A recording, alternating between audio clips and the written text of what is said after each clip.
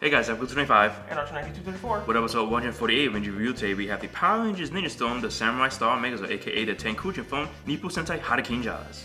Now we have the Samurai Star Megazord. Now this is the Zord that Cam uses in the show. Now mainly much you can say it's just like a helicopter with like kind of a bird-like thing, because the face does show like it's like a little bird. It was a precursor to Go Under. You do have wheels, 2 on the legs right here and 2 on the top right here. It does roll around.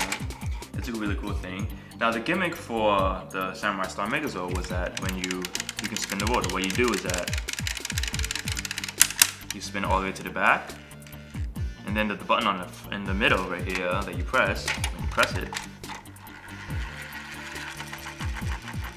it spins just like in the show does. Now sadly it doesn't really last a whole lot and you have to spin it all the way back. You also can spin the little fins on the back of the legs just to make it look like, you know, it's flying and whatnot. Other details that I like is that they have missile launchers and the cockpit control room. You can also retract the wheels, so if you wanted to have it in flight mode and hang it up, you can do that too. So now we have the spin beat. In the show what it did was that you would put it inside and then the spin beat would just smack the enemies around with it. It has like a kind of like a little bee-like feature to it, of course, you know, the little antennas. My only complaint is that the spin beat, when it spins, it doesn't really go that long. It's really short. Now the cape is actually used to just cloak the Zords when they were either retreating or just to, you know, have it around the enemies. The cloak is actually really cool. It only has one symbol, which is the red symbol for the Ninja Storm Red Ranger. And mainly much, that was all it did. It didn't really do much, and it was really used very little in the show. Now, a complaint I have with the cloak though is that you can wind it up and put it inside the ball for storage, but the problem is it's still a little too big so the ball can't really close correctly. So now we have the Ninja Firebird. Now the Ninja Firebird is actually comprised of 3 main pieces. The first part is the head. The second part is the helmet on the top, and the third part are 2 fists. Each of them actually do go into the balls, so you have 15. The wing pieces. Then you had blue, which had the hands. And finally red, which had the main body. Now the Firebird does have wheels on the bottom, so you can always, you know, move it around like a real Firebird, so you don't like scratch it when there's no wheels and whatnot. So this looks really cool. It's really small, but I do like the details that they gave it to. Like it's actually like a real bird, and the chrome and the little details on the side of the wings also is actually really cool about it. Also, when you bought the movie version of the Japanese Firebird, you get the little necklace that they used in the Hurricane movie. Now the Hurricane movie actually debuted before they actually formed Tri-Condor in the show. Now the difference with those was that instead of the number ones, we got them in little kind of blank colors. Because technically it wasn't part of their system and it was using Rhina's system, so they were left blank. So they all were just red and white, green and white, and finally we have the blue and white. You can interchange them if you want to have a mix and match, like 15 with the white background or vice versa. They're all the same size.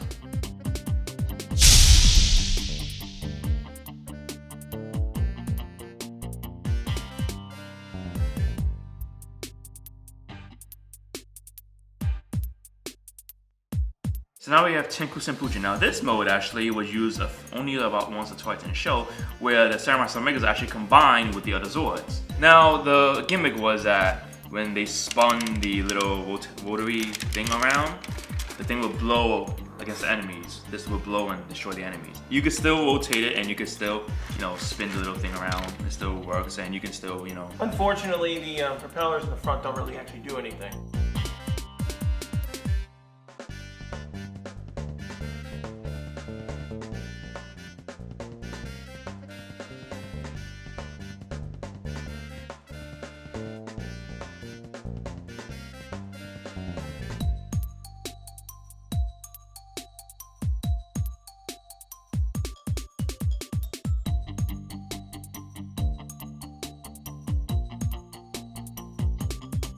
So now we have Gowai Tenkujin. Now this mode now is just the Samurai Star behind the Thunder Megazord. It basically gives the Thunder Megazord extra cannons on the top. Because you already have the 2 cannons in the front, now you have extra on the top. Now I will say this right now that you guys must put on the stabilizers. The all stabilizers on the bottom of the Megazord. It will topple over if you guys don't put the connectors on. A lot of times people lose those parts whenever they're reselling the Samurai Star Megazord. I suggest when you store them, put them in one of the power spheres. This mode is actually okay. You can still kind of rotate this a lot, but not as much as before because you still have the horn on top of the Megazord. You could move the arms into the position to kind of like when he's firing them, you can do them that way, but not really much anything else. It's still a decent display piece to be exact because it looks really nice having it on there.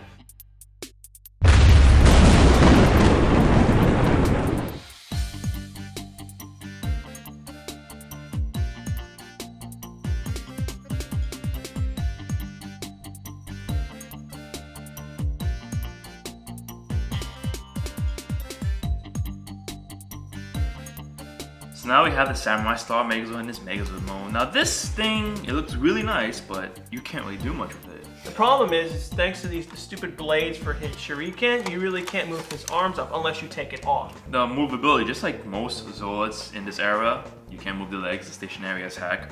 Now the only way you actually want him to hold this power speed instead of doing it in the front like they do in the show, is that you actually rotate both his arms all the way to the top. And just put a power spear like right in the middle of it. And then close them so that he can actually just like basically hold them. You can still rotate the thing, but in order for you to do that, you have to actually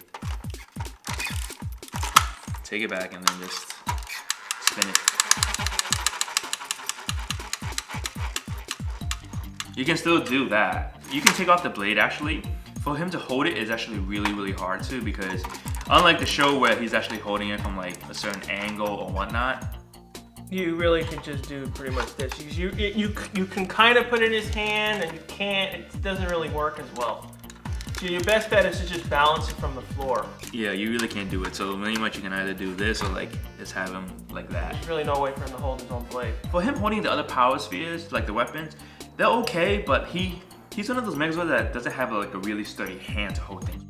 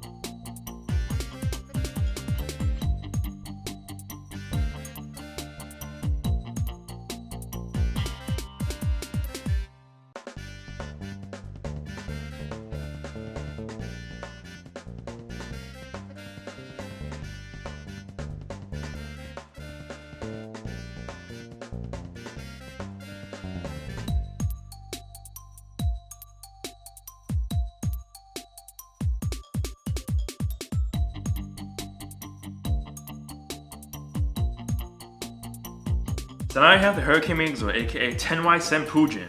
The good thing about it is, it's a really nice thing. The really bad downside is, you can't do nothing with them. You can't even move the arms. Thanks to his combination, you can't move them any which way. The only thing you can do is still rotate the rotors. Now you can do 2 modes with the rotors. You can do the formation where they actually use a cross and they deflect the enemy's attack like they did in the show. And you can just wind it out. Do the finisher move. That's pretty much it. That's like the only thing you can do with it. And I mean, it's a really nice piece, even if you have just the black one or the color ones, anywhere. It's a nice piece. It's just that it doesn't really do much. You can still roll it with the wheels on the bottom. You can do it. It's just really heavy, but you can still do it. Other than that, it's just for display because there's nothing really anything else to do. I like what the Ninja Storm / Hurricane line did. They made a Zord where it is heavy. I would suggest that if you guys do display it, please display it on a nice shelf or somewhere in the back where he won't topple over and break, because The Hurricane line and the Ninja Storm line are notorious for breaking because Bandai in Japan and America, what they did was that they put plastic with die cast. So the pins are actually really, really bad. Unlike where they did it in Gimmicks, where all the things were die cast, the pins were die cast, everything was die cast. It was much better.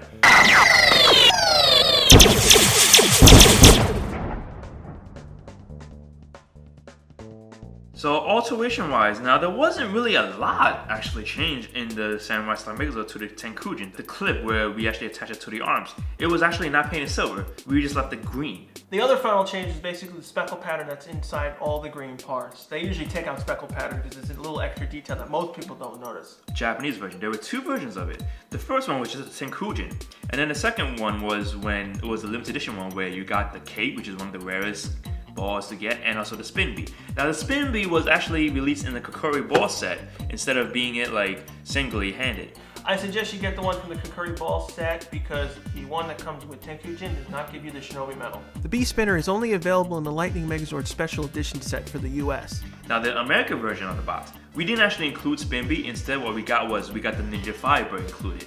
Now the Ninja Firebird in Japan was sold separately in two ways. It was the movie version, which is right here, that included just the little jewel that you get, and also the regular version.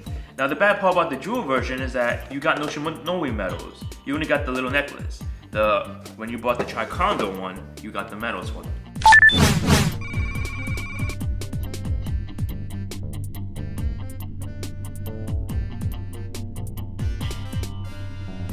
Overall, I really like the Tenkujin. It's a weird mecha. It doesn't do much, but it's decent because I like the rotoring feature that you can do with it. It looks really cool to have.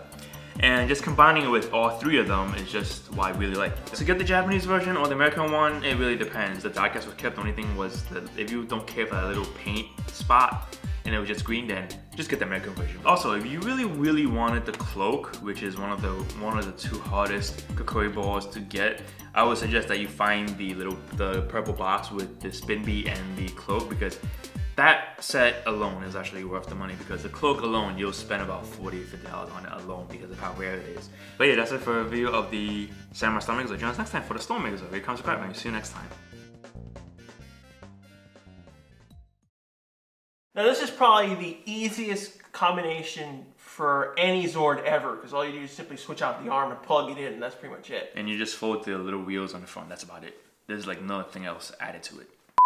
So now we will put him Did I lock this correctly? I know I popped off, and I might have snapped this. connect. Knowing me, I probably broke another connection, because like this thing keeps breaking all the time. Yeah, someone actually wanted it. I'm like, don't get the black one. He's like, why? I'm like, cause you can break it automatically. Yeah, all these connection points are ridiculous. That's all. That's it. That's how you would go on. We forgot the things on the bottom of the feet. So now we have Go-Ai Tenkuujin. Tenkujin, not Tenpu. Winnie the Pooh. So now we can do Tenrai Tenkujin. No, we forgot to do the Megazord mode. I failed. How the hell are we gonna go Tenrai Tenkujin when we didn't even do I did that Megazord? last time. Remember there was one time we were gonna do that and I forgot the mode? I was like, oh yeah, we failed. It's not perfect, but it gets It's like he's doing a spirit bomb thing. Think of it like Goku doing a spirit bomb. He's mostly doing a spirit bomb because when you put a ball in it, it looks like it. Also, there's also another version where after Tenkujin was released, Toys R Us exclusive had a box set, just like the Black Go-Ai Tenkujin. You had all three of the mechas. Now the difference is that you got also a clear Ferrari Maru instead of being the colored version.